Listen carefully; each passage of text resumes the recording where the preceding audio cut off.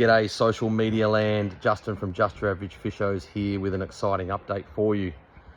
The shed at home is very bare, and it's been bare for a while because you would have seen the nude streaker, the 6100, went to Tasmania, and then I put up a post that went pretty crazy on a new boat for me, a second-hand one, a Cootacraft bad boy named Real Bad.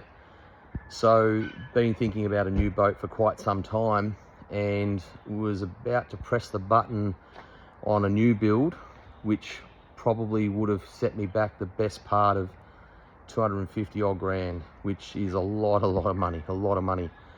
And these days, what a lot of people are doing, like myself right now, is buying quality second-hand boats and refitting them.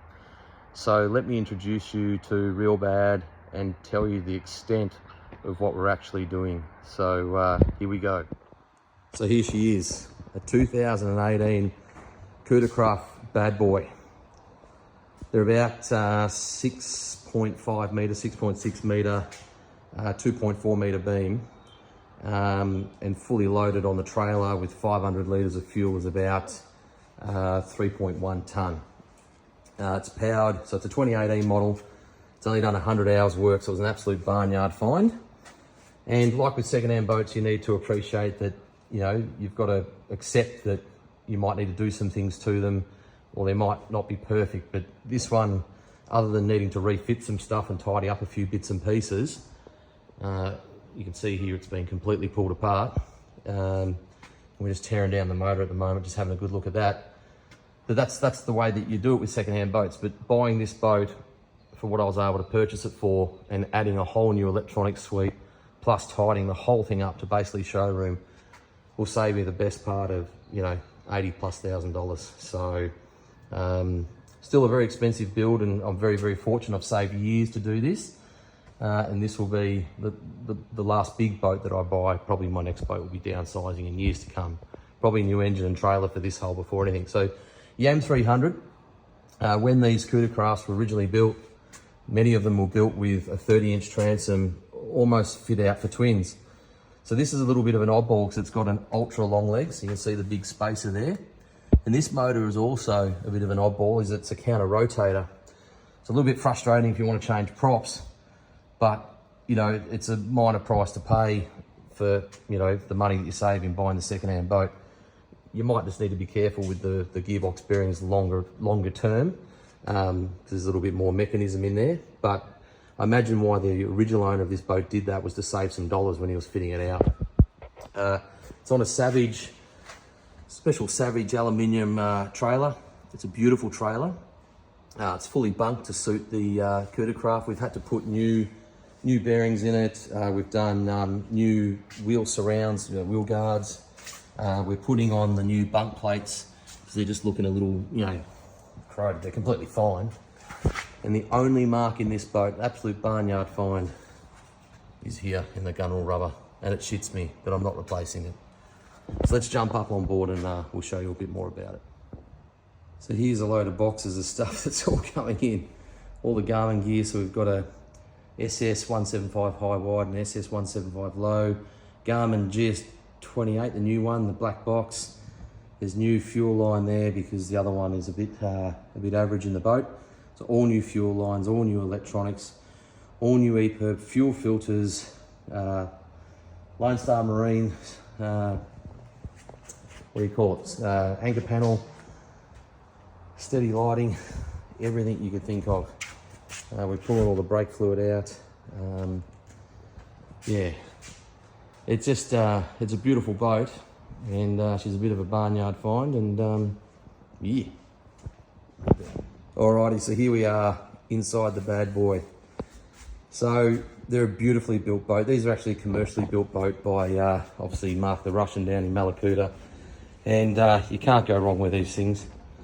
Built like absolute tanks, plenty of fishing room. This has got, you know, beautiful Macquarie stainless done. You know, I've had the target top turned into folding as an option, albeit that I've just bought a new house and I'll be able to build a shed. So whilst down here, we're hoping to build a shed.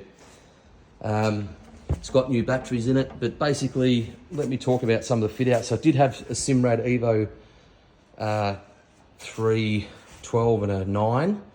And yes, I am the world's biggest Simrad fan, but as you can see here, I've made the decision to, thanks to Moose Marine, who's a good mate, he's helped me out a little bit. No sponsorship or anything, paid the hard dollars for it, but I've made the move to Garmin. Just because of nothing really in particular other than wanting to try something new. But look, it's great equipment, and I'm looking really forward to using the Garmin. So we've got some new Oz Marine Tech switch panels coming in there. Garmin VHF, this is an 8416 XSV. Got the YAM gauge, some compasses and a new Fusion stereos going in there.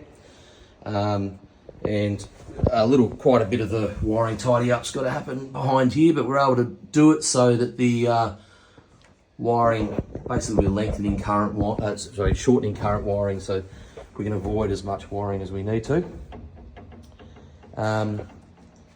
Macquarie's has done a brilliant job on that target top, and down the business end we're just checking all the wiring.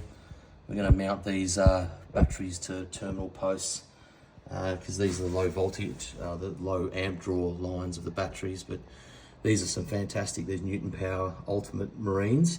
They're like a hybrid start AGM, and they've got plenty of power and expensive bloody things. New deck wash, new steady lighting all around, the Garmin Phantom radar, so Fusion sound system, just a basic one, so I don't listen to a lot of music on the boat. Obviously, because Garmin is a little bit different than Simrad, it doesn't have the adjustment knob. We've gone this little Garmin area, which mounted in a previous hole just brilliantly. So Anthony's been able to work that out fine. So that'll make it a lot easier in some inclement weather. It's got the travel buddy. We need to mount some an EPIRB, and the fire extinguisher I want mounted. We'll end up doing some upholstery in here long term, but probably not immediately. So this is real bad. The Yam's only done about 100 hours work since 2018, so she's very, very clean, basically brand new, compression tests brand new. Anth came saw it with me when we first looked at the boat, and yeah, it runs beautifully. So we're just giving it a full strip down anyway, just because it's obviously gone through the COVID years and missed a service or two by time. So we're just making sure that happens. Got some under gunnel wiring happening, so it's all a bit of a mess at the moment. We're running a couple of weeks late because it was at Macquarie's a bit longer than what we wanted for Kano to do the beautiful work on the folding target top. So it's coming together. So to the electronic aficionados, this was why have I mounted the GPS here, because it's probably not the best location with full and complete air all around, given the windscreen behind it. This is a new Garmin WAS-based GPS, which allows you to intelligent track everything through your radar, which is what I had on the Streaker. And also gives you heave compensation with the new GSD 28 black box, which is going to be awesome, bit of kit. We'll see how the performance goes there. We might need to mount it, but it does mean then I'm going to have to do some fiberglassing there, so we'll see what happens. And I'm also speaking to Savage about potentially putting on the front keel bunks as well, just because if you end up putting the boat in a little bit deep, it shoots off, and you know, you don't have a lot of clearance between your anchor and the spare wheel there. It's a bit of mucking around to get that right. But all in all, a beautiful trailer. Just tows absolutely magnificent. So credit to Savage Trailers. I've never had a Savage trailer before. So real bad. So we're still a good couple of weeks away, at least. And then we'll do some on-water performance testing and so forth. I've given a little shakedown run in about 30 knots easterly wind at midnight on my birthday when I first got the boat with a mate of mine, Matty, who came along for the ride. And yeah, they're just a beautiful soft landing hull. A good mate of mine, Darren, also has one, and they're just absolutely magic. So there's real bad for you. Thanks for all the support, the continued support on Just Your Average Fishos. I hope you enjoy the journey, and keep on following for more fishing adventures that'll take us further and wider in real bad. Streaker was a beautiful boat, and Johnny and Nathan down in Tassie, I see you're already enjoying it with that sword. Well done. and I can't wait to be part of the adventures here shortly too. So thanks everyone.